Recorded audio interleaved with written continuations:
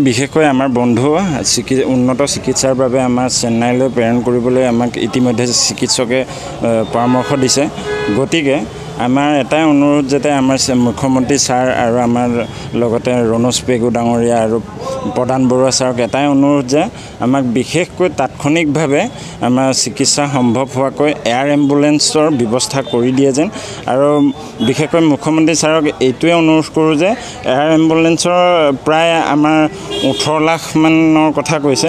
গতিকে সেইটো যদি আমাক ফ্ৰী ব্যৱস্থা কৰি দিয়ে তেতিয়া আমি নথৈ আনন্দিত হ'ম আৰু আমাৰ বন্ধু ডিম্বেশ্বৰ কলিতা অতি সোনকালে নিৰাৰোগ্য হৈ আমাৰ মাজলৈ উভতি আহিব বুলি আমি আশাবাদী।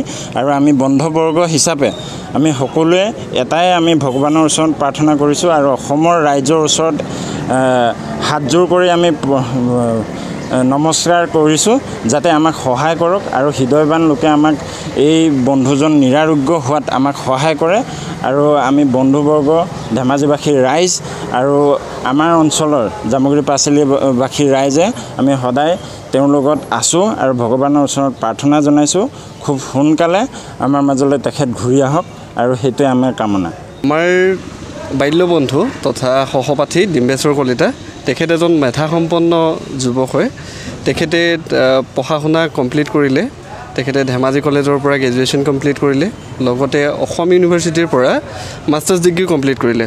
বৰ্তমান তেখেতে এখন প্ৰাইভেট বেংকত কৰ্মৰত অৱস্থাত আছিলে।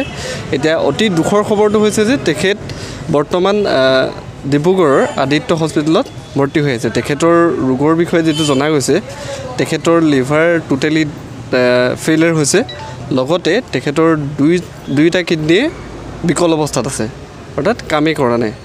আৰু ডক্টৰে এডভাইচ কৰা মতে তেখেতক উন্নত চিকিৎসাৰ বাবে চেন্নাইলৈ নিব লগা হৈছে।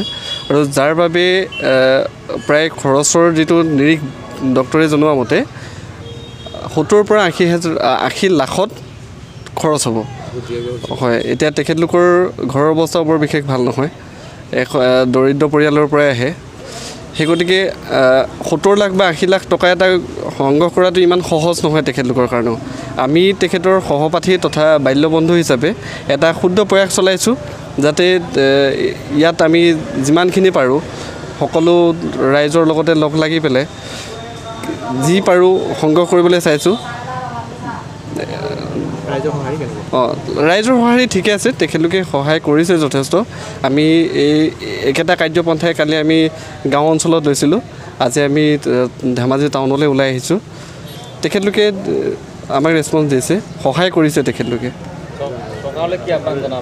চৰকাৰলৈ ইয়াৰ দ্বাৰা আহ্বান জনাম, যিহেতু তেওঁ দৰিদ্ৰ ঘৰৰ সদস্য হয়, গতিকে ইমানখিনি খৰচটো তেখেতলোকৰ পৰিয়ালে বহন কৰিব নোৱাৰে।